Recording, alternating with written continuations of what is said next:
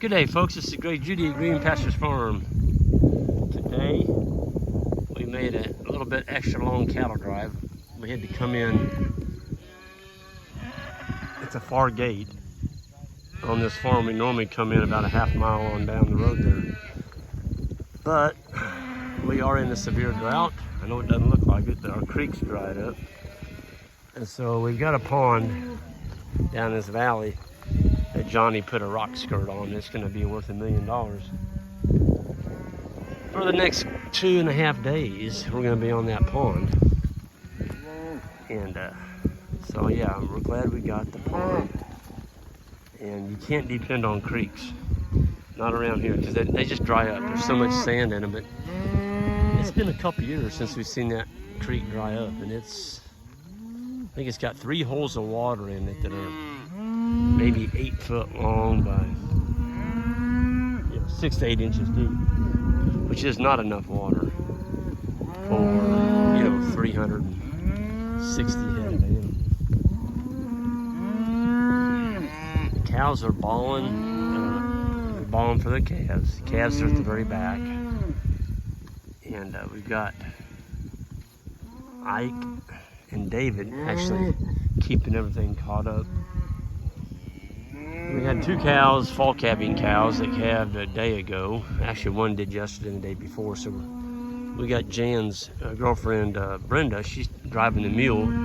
Isaac is gone on a trip right now. So we're down one man. So Brenda graciously fell in and volunteered. She likes helping out. We like her to be able to help out. The reason I tied these 2 ribbons across here, we've got a couple calves. I think there's 2.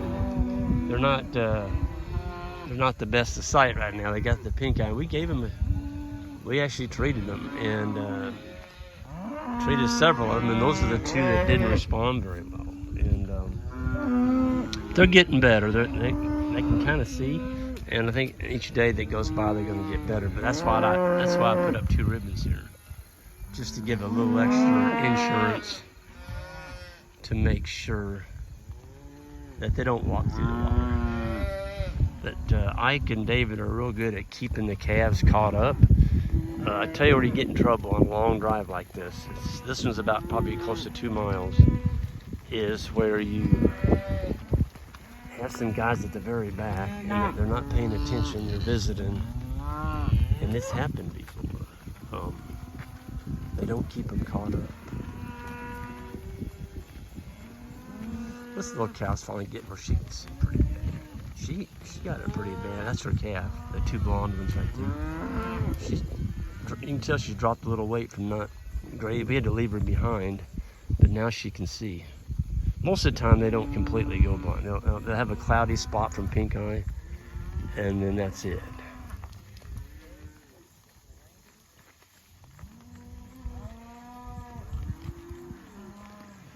But I tried to make sure, well, the boys had all the cows and calves up to the gate before I opened it. But when you have this long a cattle drive, I don't care how tight you get them bunched together. When you string them out like this, you're gonna have a longer cattle drive. Especially when you got some young ones at the back that are laggards.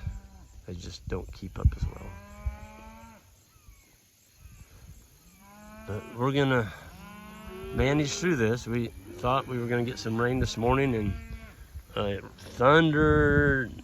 Golly, it thundered right over the top of our house. I thought, boy, we're going to get a good one. And all we got was a light sprinkle for about 20 seconds. That was it. I ran out to the rain gauge. I shined a light on it in the dark because I got up early to get this all prepared, and I thought I saw a line across our rain gauge that said 1.5 inches, and I'm like, oh boy. Went out there with my light and picked up the rain gauge, and it was the marks on the rain gauge from the last rain we got like 10 days ago.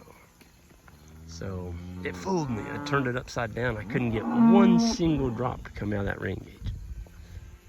But it is what it is, and we're gonna have to manage through it. We are gonna be selling off some cow-calf pairs, some fall cow-calf pairs, and we've already got our hay put in for the year. It's already set where we need it around the various farms. And you know, this is September 19th. We could still get another 2 to 3 weeks of growing season. The ominous thing on the immediate horizon is they're calling for 98 degrees on Tuesday. And this is Sunday morning. So we'll see. But then it's supposed to get down to like 70 for a high. Like the very next day, it's going to be like 72 or 73. So when you have a hot spell and you have a cold front, who knows? I can tell you this, it's pleasant out here this morning. We didn't get any rain, but it sure cooled it down. I think it said 91 today, which for September, that's unusually warm. You think about this time of year as being bow season for deer. It actually opened on the 15th, but it just doesn't feel like hunting season when it gets up in the upper 90s, you know.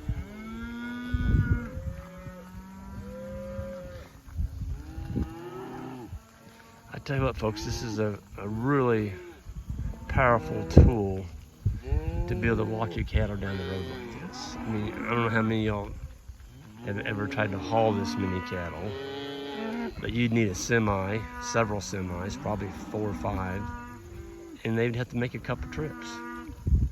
That's a lot of poking and prodding and stressing animals and possibly getting the young ones stomped on. And here they are, they're just walking. There's the old speckled mama. That's her calf, a little white-faced calf behind her. That's the oldest cow in the herd. I think she's 17.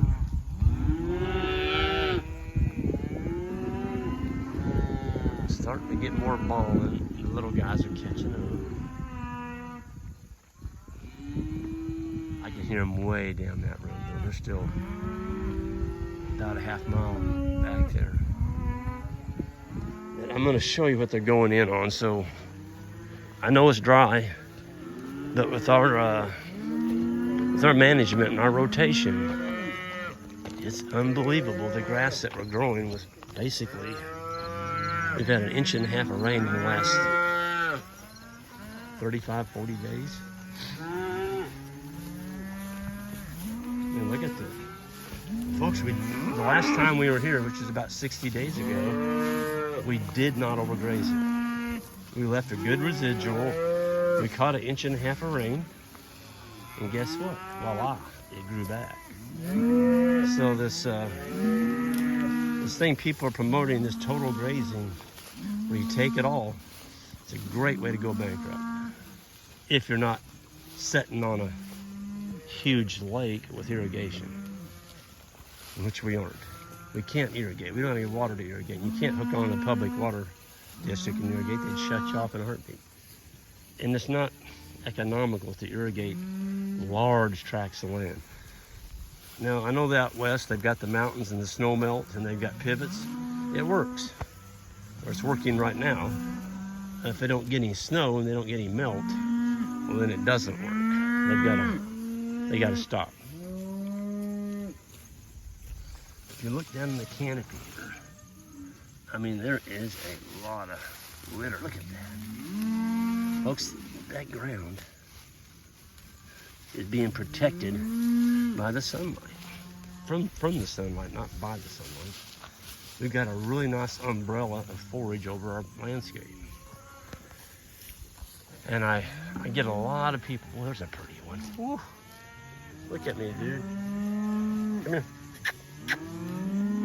Yeah, 271, you are a beaut. Man. Wow. That is a pretty cat.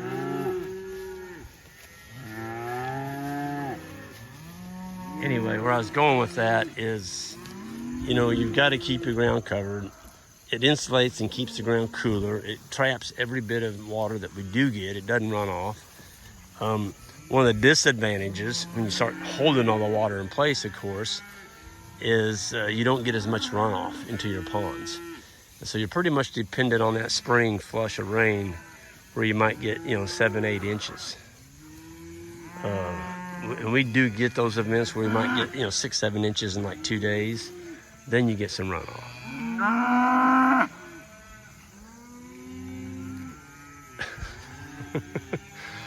These cattle are in heaven. Boy, look at that steer.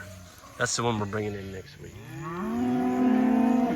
Pretty good looking animal. He's about 1,200 pounds. All grass, never had a bite of grain. He's just a good looking animal.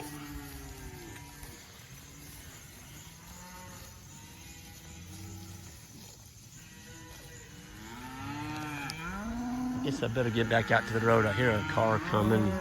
Jan may need her. Well, maybe it's going the other way.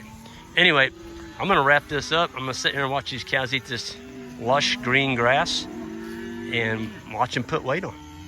Everyone have a good one, and hit that subscribe button the way out if you would, and we'll see you next time.